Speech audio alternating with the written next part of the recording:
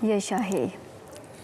Pemimpin kerajaan di peringkat persekutuan dan negeri harus mengetepikan sebarang perbezaan fahaman politik untuk membuka laluan kerjasama dalam isu membabitkan kepentingan umat Islam.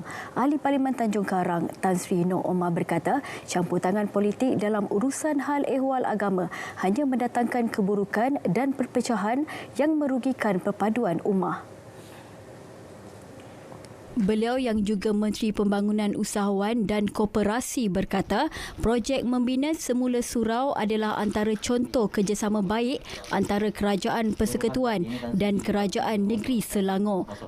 Jadi alhamdulillah kerana ini Kementerian Agama kita walaupun dah tertangguh ini hampir dekat 3-4 tahun lama tertangguh, tapi akhirnya bila kita duduk berbincang secara semangat perpada ummah, semangat untuk menegakkan agama, alhamdulillah kita dapat menjalankan kerja ini di mana kita ada understanding bahawa surau ini kita jalan dulu, buat pembinaan dulu, dalam masa yang sama proses ikut peraturan status tanah dan lain-lain peraturan yang ditetapkan dia berjalan sekali.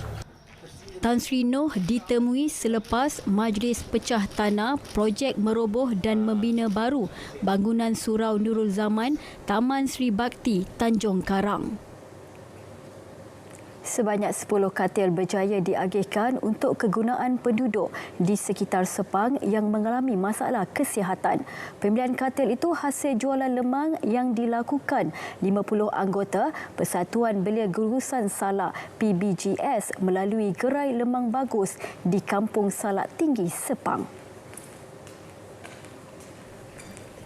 Ketuanya Muhammad Haidir Hamid berkata, program ini berkonsepkan berniaga sambil beramal di samping memberi peluang kepada golongan muda menjana pendapatan. Program ini bermula seawal Ramadan sehingga penghujung Syawal dengan sasaran jualan lebih 25,000 batang. Harapan saya supaya insyaAllah Persatuan Belia Gurusan Salak ni di bawah perniagaan lemang bagus ni akan terus committed. Saban tahun dia akan teruskan infak dia, dan insyaAllah tahun depan mungkin impian kami kita akan beli mini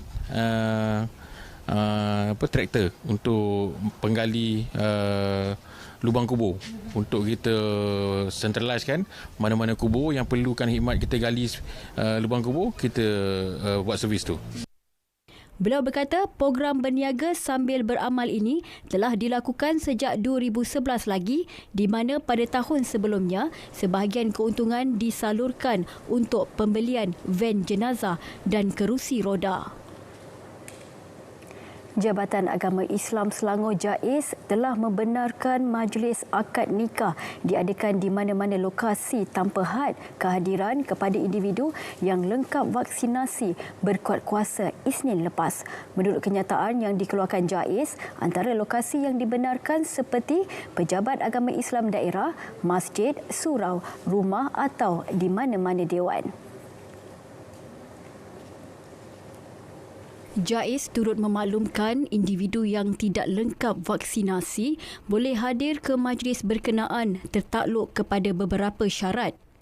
Antara syaratnya, individu berkenaan tidak positif COVID-19 dan tidak berada dalam tempoh arahan Perintah Pengawasan dan Pemantauan HSO. Selain itu, individu bukan warga negara yang baru tiba di Malaysia tanpa vaksinasi lengkap tidak dibenarkan hadir. Buat pertama kalinya, Radio Malaysia Selangor FM menyantuni 4 buah rumah pendengar setia Selangor FM sempena Hari Raya Aidilfitri tahun ini.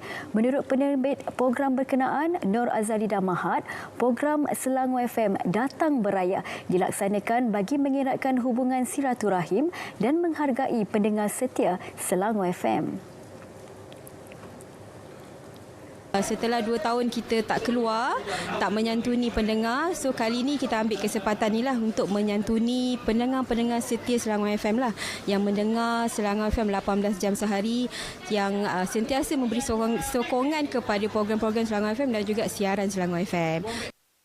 Antara rumah yang dikunjungi di sekitar Hulu Yam Batangkali, Kampung Sungai Yu, Tanjung Karang, Taman Nilam Sungai Terap, Tanjung Karang dan Pulau Indah, Klang. Pendengar Selangor FM dilihat teruja apabila Selangor FM datang beraya di rumah mereka. Akak kan tak tahu nak cakap, sampai tak tahu nak cakap. Teruja, sangat-sangat gembira, semua ada, semua perasaan ada. So sebab pertama kali dan mereka pilih pula Kak Ras. So kesempatan ni akak tak ada ambil beraya dengan family lah. So akak berkongsi dengan pendengar-pendengar Radio Selangor. Ya Allah, rasa bersyukur, rasa macam teruja sangat, macam terkejut. Ya Allah, nak datang ke dengan keadaan yang macam ini, cakap itu kan. Memang terima kasih lah datang kat rumah Kak Siti Kasih kan, cakap tu. Rasa macam, ya Allah, macam bermimpi pula. Macam, dah pukul berapa ni, dah siap. Memang pakai sarung je, gosok-gosok kata. Turut menyantuni rumah pendengar adalah juruhebah Radio Selangor FM iaitu DJ Fairuz, DJ Ikin, DJ Ainrin, DJ Saf, DJ Hafiz dan DJ Ida.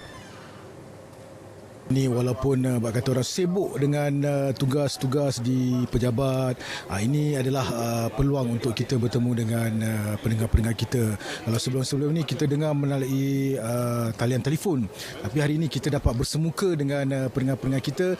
Bukan saja kita teruja, tapi bahkan pendengar kita, peminat kita juga teruja bertemu dengan DJ-DJ kesayangan mereka.